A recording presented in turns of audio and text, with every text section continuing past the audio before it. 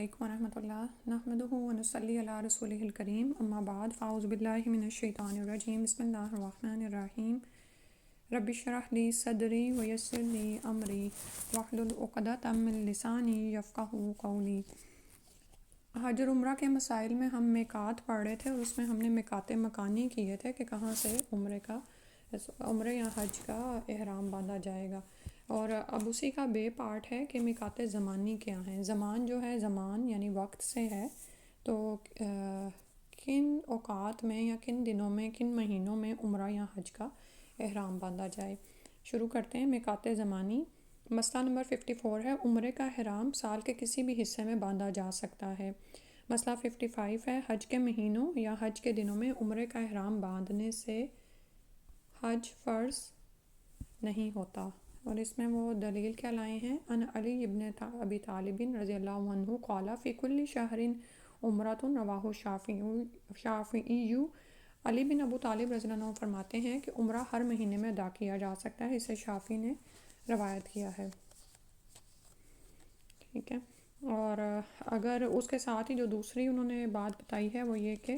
اگر حج کے مہینوں یا حج کے دنوں میں عمرے کا احرام باندھ لیا تو اس سے حج فرض نہیں ہوگا، یعنی کچھ لوگوں میں اس طرح کے اگر کوئی کنفیوژنس پائی جاتی ہیں تو وہ دور ہو جائیں، کیونکہ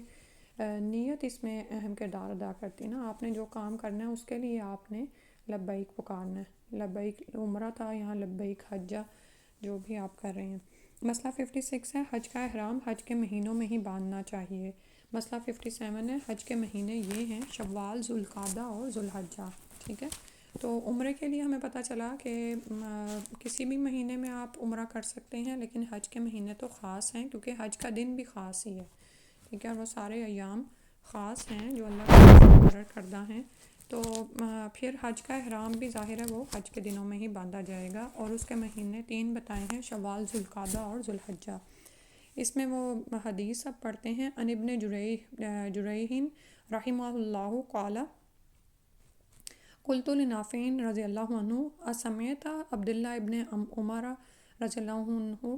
یسمى اشہر الحج قال نعم کان یسمی شوال ذوالقعدۃ وذوالحجۃ قلت لنافع فإن أهل إنسان بالحج قبلهن لم أسمع في ذلك منه شيئا رواہ شافعی۔ ابن جریح رحمہ اللہ کہتے ہیں میں نے نافع رضی اللہ عنہ سے دریافت کیا تم نے حضرت عبداللہ بن عمر رضی اللہ عنہ کو حج کے مہینوں کا نام لیتے ہوئے سنا ہے؟ نافع رضی اللہ عنہ نے کہا ہاں، حضرت عبداللہ رضی اللہ عنہ شوال، ذوالقعدہ اور ذوالحجہ کو حج کے مہینے شمار کرتے تھے۔ میں نے حضرت نافع رضی اللہ عنہ سے کہا اگر انسان ان حج کے مہینوں سے پہلے حج کا احرام باندھ لے تو پھر؟ تو نافع رضی اللہ عنہ نے کہا میں نے اس بارے میں ان سے کچھ نہیں سنا کہ ایسا کرنا بھی جائز ہے، اسے شافعی نے روایت کیا ہے۔ تو حج کے لیے احرام ان 3 مہینوں میں ہی باندھا جائے گا۔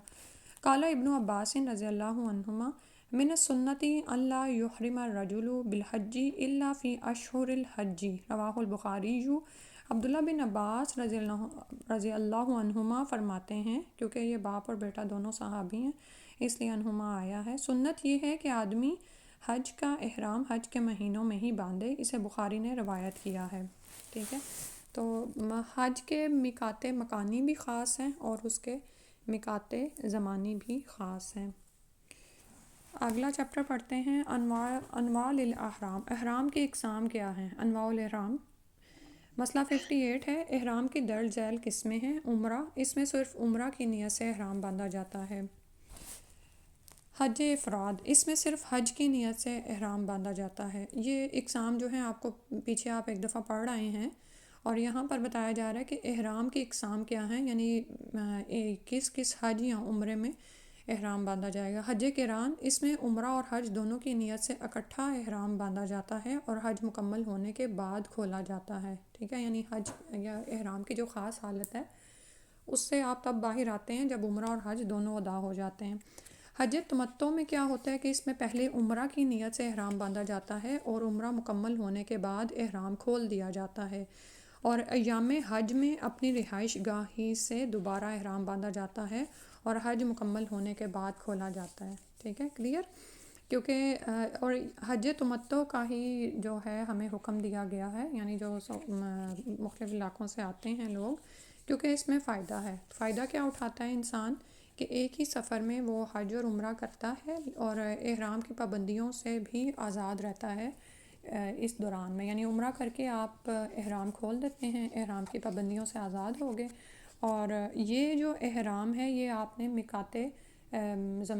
مکانی سے ہی باندھا ہوتا ہے، ٹھیک ہے، یعنی ہل میں حرم میں داخل ہونے سے پہلے جو مکات پچھلی دفعہ ہم نے پڑھے تھے وہاں سے ہی یہ احرام باندھا جاتا ہے۔ اور اس کے بعد ظاہر ہے آپ اندر انٹر ہو گئے ہیں حرم کے، تو اب آپ نے عمرہ کیا اور آپ نے احرام کھول دیا، پھر 8 ذو الحجہ کو یعنی حج کے لیے جو احرام باندھا جائے گا وہ اپنی رہائش گاہ ہی سے دوبارہ باندھا جائے گا، ٹھیک ہے، اور حج مکمل ہونے کے بعد کھولا جائے گا تو پھر آپ احرام کی پابندیوں سے باہر آ جائیں گے۔ ان عائشہ رضی اللہ عنہا انہا قالت خرجنا مع رسول اللہ صلی اللہ علیہ وسلم عام حجۃ الوداع فمنا من احل بعمرۃ ومنا من احل بحج وعمرۃ ومنا من احل بالحج واحل رسول اللہ صلی اللہ علیہ وسلم بالحج۔ اور نبی صلی اللہ علیہ وسلم کا یہاں پہ بتایا جا رہا ہے کہ نبی صلی اللہ علیہ وسلم نے کس سے حل پکارا تھا، یعنی احرام باندھا تھا، وَأَحَلَّ رسول اللہ صلی اللہ علیہ وسلم بالحج فاما من احل بالعمرۃ فحل واما من احل بحج او جمع الحج والعمرۃ فلم یحل حتی کان یوم النحر، رواہ مسلم۔ عائشہ رضی اللہ عنہا فرماتی ہیں کہ ہم حجۃ الوداع کے سال رسول اللہ صلی اللہ علیہ وسلم کے ساتھ حج کے لیے نکلے، فمنا من احل بعمرۃ، تو ہم میں سے بعض لوگوں نے عمرے کا احرام باندھا، ومنا اور ہم میں سے بعض نے من احل بحج، جس نے حل پکارا یعنی احرام باندھا حج کے لیے، ٹھیک ہے، لبیک پکارا جاتا ہے نا تو بلند آواز سے اس کے لیے احل آ رہا ہے، وعمرۃ حج اور عمرے دونوں کے لیے احرام باندھا، ومنا من احل بالحج اور ہم میں سے بعض وہ تھے جنہوں نے صرف حج کا احرام باندھا۔ اور اس میں آپ یہ دیکھیں کہ ساری چیزیں ہمارے لیے کلیئر ہو رہی ہیں، وہ جو اوپر ہم نے پڑھا نا حج قران اور تمتع، تو وہ یہاں پر اس روایت سے ہمیں نظر آ رہی ہے۔ وَأَحَلَّ رسول اللہ صلی اللہ علیہ وسلم بالحج، اور نبی صلی اللہ علیہ وسلم نے کیا کیا تھا کہ انہوں نے حج کا احرام باندھا تھا، بس جنہوں نے عمرہ کا احرام باندھا تھا وہ عمرہ کرنے کے بعد حلال ہو گئے، یعنی احرام کھول دیا۔ جنہوں نے صرف حج کا احرام باندھا تھا یا حج اور عمرے دونوں کا احرام باندھا تھا وہ قربانی کے دن تک احرام میں ہی رہے، اسے مسلم نے روایت کیا ہے۔ وضاحت ہے کہ حج تمتع کرنے والا شخص اگر حج کے مہینوں یعنی شوال یا ذوالقعدہ میں عمرہ ادا کرنے کے بعد اپنے شہر مثلاً جدہ، ریاض، دمام وغیرہ یا اپنے ملک مثلاً پاکستان، ہندوستان واپس چلا جائے اور ایام حج میں آ کر صرف حج کر لے تو اس کے حج تمتع درست نہیں ہوگا، ٹھیک ہے، کیونکہ اس نے نیت جو کی ہوئی ہے نا حج تمتع کی نیت کی ہوئی ہے، اور اس میں جو ہے قربانی بھی آپ کے ساتھ نہیں ہوتی، ٹھیک ہے، تو حج تمتع کے لیے گھر سے نکلنے کے بعد ایک ہی سفر میں عمرہ و حج ادا کرنا ضروری ہے، سمجھ آ گئی؟ یعنی فرق صرف یہ ہے کہ عمرہ ادا کرنے کے بعد حج تمتع کرنے والا شخص احرام کو کھول دیتا ہے لیکن وہ اپنے گھر کو نہیں لوٹتا، ٹھیک ہے، اب کیونکہ اس نے نیت باہر سے ہی کی ہوئی ہے نا، حج کی نیت اس نے کی ہوئی ہے، تو اب اسی لیے تو وہ پھر جب حج کا احرام باندھے گا تو وہ اپنی رہائش گاہ سے باندھے گا، تو اب جو اس نے نیت کی ہوئی ہے اس کے مطابق وہ وہیں پر ہی قیام کرے گا۔ مسئلہ 59 ہے، حج قران کا احرام باندھنے کے لیے قربانی کا جانور ساتھ لے جانا ضروری ہے۔ مسئلہ 60 ہے، جو لوگ قربانی کا جانور مکہ ساتھ لے کر نہ جائیں ان کے لیے حج تمتع کا احرام باندھنا مسنون ہے۔ جیسے ہم لوگ جاتے ہیں نا سعودیہ کے باہر کے ممالک کے لوگ، ٹھیک ہے، تو قربانی اب تو خیر ظاہر منع میں یہ فون پہ ہی آپ کر دیتے ہیں جو بھی کہنا ہوتا ہے، ٹھیک ہے، تو قربانی کا جانور تو نہیں ساتھ ہوتا، تو ہم جو ہیں وہ کیا کر رہے ہوتے ہیں، ہم حج تمتع ہی کر رہے ہوتے ہیں، اور یہی اسی کا ہمیں حکم دیا گیا، حالانکہ نبی صلی اللہ علیہ وسلم نے یہ والا نہیں کیا تھا، اس کے لیے ہم آگے دیکھتے ہیں کہ کیا ہوا تھا۔ ان اسماء بنت ابی بکر رضی اللہ عنہ قالت خرجنا مع رسول اللہ صلی اللہ علیہ وسلم محرمین فقال النبی صلی اللہ علیہ وسلم من کان معه ہدی فلیقم علی احرامہ ومن لم یکن معه ہدی فلیحلل، قالت فلم یکن معی ہدی فحللت وکان مع الزبیر ہدی فلم یحل، رواہ ابن ماجہ، صحیح حدیث ہے۔ اسماء بنت ابی بکر رضی اللہ عنہا فرماتی ہیں کہ ہم حالت احرام میں نبی اکرم صلی اللہ علیہ وسلم کے ساتھ حج کے لیے نکلے، نبی اکرم صلی اللہ علیہ وسلم نے فرمایا جس کے ساتھ قربانی کا جانور ہے وہ عمرہ ادا کرنے کے بعد احرام میں ہی رہے،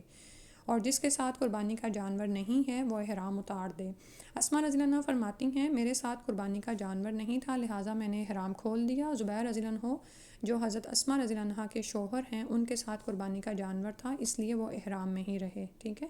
اسے ابن ماجہ نے روایت کیا ہے، یعنی جس طرح سے حکم آیا اس طرح سے انہوں نے اس پر عمل کیا۔ اب انہوں نے یہ نہیں نبی صلی اللہ علیہ وسلم کو کہا کہ ہم میاں بیوی تو الگ الگ حالتوں میں یا کیفیات میں داخل ہوئے ہیں کہ ایک کے ساتھ قربانی کا جانور ہے ایک کے ساتھ نہیں ہے، بلکہ جو نبی صلی اللہ علیہ وسلم نے حکم دیا اس کے مطابق ان دونوں نے عمل کیا۔ ان جابر رضی اللہ عنہ ان نبی صلی اللہ علیہ وسلم ساق ہدیا فی حجہ، رواہ نسائی۔ جابر رضی اللہ عنہ سے روایت ہے کہ نبی اکرم صلی اللہ علیہ وسلم حج میں اپنی قربانی مدینہ سے ساتھ لے کر گئے تھے، اسے نسائی نے روایت کیا ہے، ٹھیک ہے۔ تو پھر آپ سمجھ گئے ہوں گے کہ نبی صلی اللہ علیہ وسلم نے پھر احرام نہیں کھولا تھا عمرہ کرنے کے بعد، اور اس سفر میں آپ احرام میں ہی رہے تھے حتیٰ کہ آپ نے حج کر لیا۔ وضاحت ہے کہ سعودی عرب کے مختلف شہروں میں حج سے ہفتہ عشرہ قبل قربانی کے لیے فروخت کیے جانے والے کوپن اگر اپنے شہر سے خرید کر مکہ مکرمہ کا سفر اختیار کیا جائے تو قربانی کا بدل بن سکتا ہے اور حاجی حج قران کا احرام باندھ سکتا ہے، واللہ عالم بالصواب۔ لیکن میرا خیال ہے اب یہ کتاب پرانی لکھی ہوئی ہے، میں بھی ایسا ہوتا ہو، اب تو خیر وہیں پر ہی جو ہے آن لائن ہی سب کچھ ہو رہا ہوتا ہے۔ مسئلہ 61 ہے، نبی اکرم صلی اللہ علیہ وسلم نے حج قران کا احرام باندھا تھا۔ ان ابن عباس رضی اللہ عنہما قال اخبرنی ابو طلحہ ان رسول اللہ صلی اللہ علیہ وسلم قرن الحج والعمرۃ، رواہ ابن ماجہ، صحیح حدیث ہے۔ ابن عباس رضی اللہ عنہما نے کہا کہ مجھے حضرت ابو طلحہ رضی اللہ عنہ نے بتایا کہ رسول اللہ صلی اللہ علیہ وسلم نے حج اور عمرہ ملا کر ادا کیے، اسے ابن ماجہ نے روایت کیا ہے۔ ان انس رضی اللہ عنہ قال سمعت النبی صلی اللہ علیہ وسلم یقول لبیک عمرۃ وحجۃ، رواہ ترمذی، صحیح حدیث ہے۔ یعنی نبی صلی اللہ علیہ وسلم نے اس نیت کے ساتھ ہیل پکارا تھا۔ انس رضی اللہ عنہ سے روایت ہے کہ میں نے نبی اکرم صلی اللہ علیہ وسلم کو یہ فرماتے ہوئے سنا کہ میں عمرے اور حج کے لیے حاضر ہوں، ٹھیک ہے، اسے ترمذی نے روایت کیا ہے۔ تو لیکن جو حج تمتع کریں گے وہ جب میقات مکانی پر پہنچیں گے تو لبیک عمرہ پکاریں گے۔ لا سمت ولا ریا بھی آتے ہیں مسنون الفاظ کے جس میں کوئی دکھاوا اور بناوٹ نہ ہو،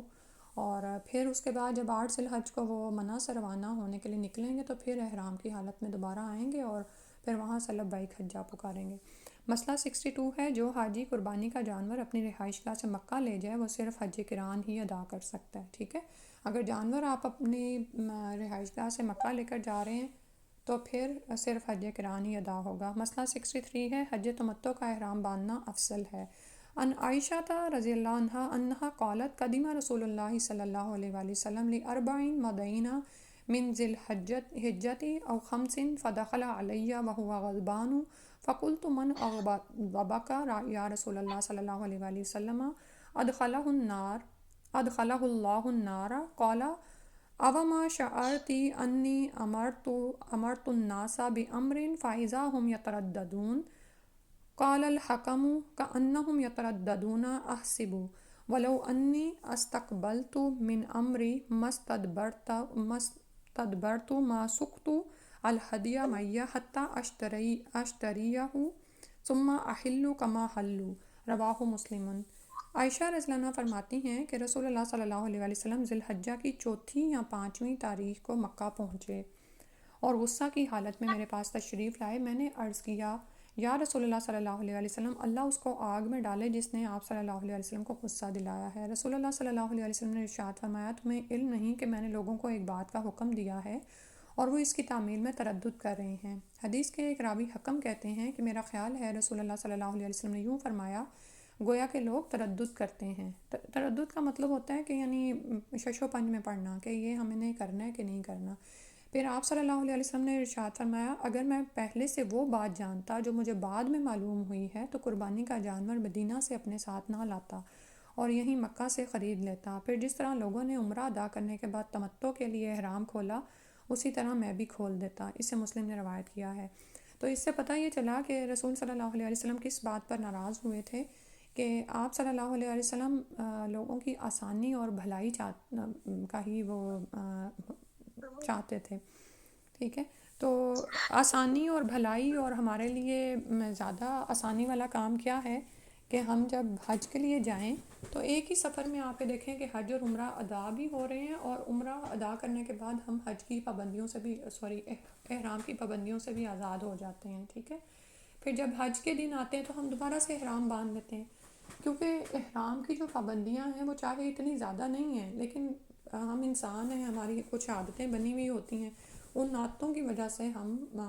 بعض اوقات احرام کی پابندیاں ہم سے ٹوٹ جاتی ہیں، ٹھیک ہے۔ تو پھر اگر تو وہ صرف ہم اس کو یعنی کہ قریب پہنچے ان کے، تو پھر بھی یعنی کہ ان کے لیے یعنی صدقہ دینا پڑتا ہے، لیکن اگر تو آپ نعوذ باللہ اس میں انٹر ہی ہو جائیں تو پھر یعنی کہ اس کا دم بھی دینا پڑتا ہے بعض اوقات، تو تنگی ہو جاتی ہے نا، مشکل ہو جاتی ہے۔ تو نبی صلی اللہ علیہ وسلم کو اگر معلوم ہوتا یعنی وحی کے ذریعے ہی کہ حج تمتع ہی کرنا ہے، تو آپ صلی اللہ علیہ وسلم ہدی کا جانور لے کر ساتھ نہ چلتے۔ آپ صلی اللہ علیہ وسلم نے ہدی کا جانور مدینہ سے لے لیا تھا، ٹھیک ہے۔ تو اگر اور اس میں بھی ظاہر ہے اللہ سبحانہ تعالیٰ کی طرف سے سب کے لیے کچھ نہ کچھ آسانیاں اور بھلائیاں تھیں کہ یہ حکم نبی صلی اللہ علیہ وسلم کو بعد میں دیا گیا۔ تو نبی صلی اللہ علیہ وسلم نے جو، اور حضرت علی رضی اللہ عنہ کے لیے آتا ہے کہ انہوں نے اس طرح سے لبیک پکارا تھا کہ جو یعنی کہ نیت نبی صلی اللہ علیہ وسلم نے کی ہے میں بھی اسی پر ہوں، ٹھیک ہے۔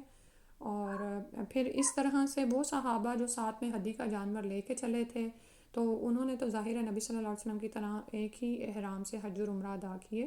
لیکن امت کے لیے یعنی سارے لوگوں کے لیے ہی نبی صلی اللہ علیہ وسلم نے حج تمتع کو پسند فرمایا اور اسے کا حکم دیا، کیونکہ اس میں ہمارے لیے زیادہ آسانی ہے۔ لیکن اب آپ یہ دیکھیں نا کہ لوگ شش و پنج میں کیوں پڑے، کیونکہ اب وہ تو ہدی کا جانور نہیں تھے لے کے چلے، یا انہوں نے جو بھی عمرے کا احرام باندھا تھا تو وہ کرنا وہ چاہ رہے تھے جو نبی صلی اللہ علیہ وسلم کر رہے ہیں نا، لیکن آپ صلی اللہ علیہ وسلم تو ان کو بتا رہے تھے کہ بھئی اگر مجھے پتہ ہوتا تو میں بھی ہدی کا جانور ساتھ نہ لے کر آتا، اور اس میں زیادہ آسانی ہے، تم یہ کر لو، ٹھیک ہے۔ تو اس کے بعد انشاءاللہ اگلا ٹاپک بھی کر لیتے ہیں۔ فسخ الحجی الی العمرتی، حج کی نیت کو عمرہ کی نیت میں بدلنا۔ مسئلہ 64 ہے، میقات سے حج افراد یا حج قران کی نیت سے احرام باندھنے والا شخص مکہ مکرمہ پہنچنے سے پہلے یا مکہ مکرمہ پہنچنے کے بعد حج تمتع کرنا چاہے تو اپنی نیت بدل سکتا ہے۔ نیت بدلنے کے بعد حج کے احرام کو لبیک عمرتن کہہ کر عمرہ کے احرام میں بدلنا ضروری ہے، اور ظاہر ہے یعنی پہلے سے ہی ہوگی اگر وہاں پر پہنچ کر اب وہ بدل رہا ہے۔ مسئلہ 65 ہے، اگر حج قران ادا کرنے والا شخص اپنے ساتھ قربانی کا جانور مکہ مکرمہ لے کر آیا ہو تو پھر وہ حج کی نیت عمرہ میں نہیں تبدیل نہیں کر سکتا۔ عن جابری ابن عبداللہ رضی اللہ عنہما قال قدمنا مع رسول اللہ صلی اللہ علیہ وسلم محلین بالحج فامرنا رسول اللہ صلی اللہ علیہ وسلم ان نجعلها عمرۃ ونحل، قال وکان معه الہدی فلم یستطیع ان یجعلها عمرۃ، رواہ مسلم۔ جابر بن عبداللہ رضی اللہ عنہما سے روایت ہے کہ ہم رسول اللہ صلی اللہ علیہ وسلم کے ساتھ حج کی لبیک پکارتے ہوئے مکہ مکرمہ آئے، ہمیں آپ صلی اللہ علیہ وسلم نے حکم دیا کہ اپنے حج کو عمرہ بنا لیں اور حلال ہو جائیں۔ راوی کہتے ہیں کہ چونکہ رسول اکرم صلی اللہ علیہ وسلم کے ساتھ قربانی کا جانور تھا جو آپ صلی اللہ علیہ وسلم مدینہ سے اپنے ساتھ لائے تھے، اس لیے آپ صلی اللہ علیہ وسلم اپنے حج قران کو عمرہ میں نہ بدل سکے، ٹھیک ہے۔ یہ پھر وضاحت بھی آ گئی ہے، اسے مسلم نے روایت کیا ہے۔ مسئلہ 66 ہے، میقات سے عمرہ کی نیت سے احرام باندھنے والے شخص کا عمرہ کی نیت کو حج کی نیت میں بدلنا سنت سے ثابت نہیں ہے، ٹھیک ہے۔ اور یہ دیکھیں کہ اس سے ہمیں یہ پتہ چلتا ہے کہ عمرہ یہ جو نیت ہے نا اس کا کسی بھی عمل میں ایک بنیادی کردار ہوتا ہے، تو یہ نہیں ہوتا کہ جس وقت آپ اپنی مرضی سے چاہیں تو اس نیت کو فسخ کر دیں یا بدل دیں یا جو بھی، ٹھیک ہے۔ جیسے احکامات اللہ اور اس کے رسول صلی اللہ علیہ وسلم نے ہمیں دیے ہیں اس کے مطابق ہی عمل ہوگا، ٹھیک ہے۔ نماز میں بھی اگر اس طرح کوئی کرے کہ یعنی نیت کی ہے، نماز میں داخل ہوئے ہیں، پھر کوئی عجیب سا خیال آیا وہیں پہ نفل توڑے اور پڑھے بھی نہیں بعد میں، اور یا پھر اس طرح بعض اوقات یہ کہ کچھ لوگ اگر آپ نے سنتوں کی یعنی نیت بھی جو ان سے نا زبان سے نہیں کوئی ادا ہوتی، یہ دل کے ارادے کا نام ہے، اور دل میں آپ کے کیا ہے آپ خوب جانتے ہیں۔ تو سنتوں کی نیت کو فرائض میں بدل دینا یا فرضوں کو نفلوں میں، تو یہ یعنی ایک عجیب کھیل نہیں ہے دین نا، تو یہاں پر وہی سمجھایا جا رہا ہے کہ جس طرح کی بھی نیت کی ہو اس کے مطابق پھر عمل کیا جائے، ٹھیک ہے۔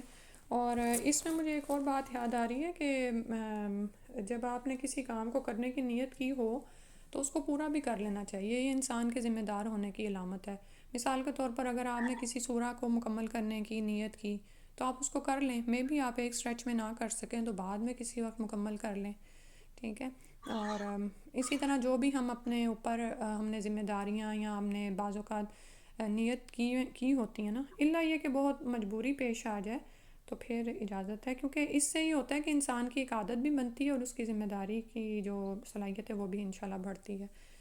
احکام الاحرام ہم انشاءاللہ اگلی دفعہ پڑھ لیں گے، یا ہاں انشاءاللہ اگلی دفعہ ہی پڑھیں گے. آج اتنا ہی کافی ہے. جزاک اللہ خیرا کثیرا. دعا پڑھ لیتے ہیں. سبحانک اللہم و بحمدک اشہد ان لا الہ الا انت استغفرک و اتوب الیک.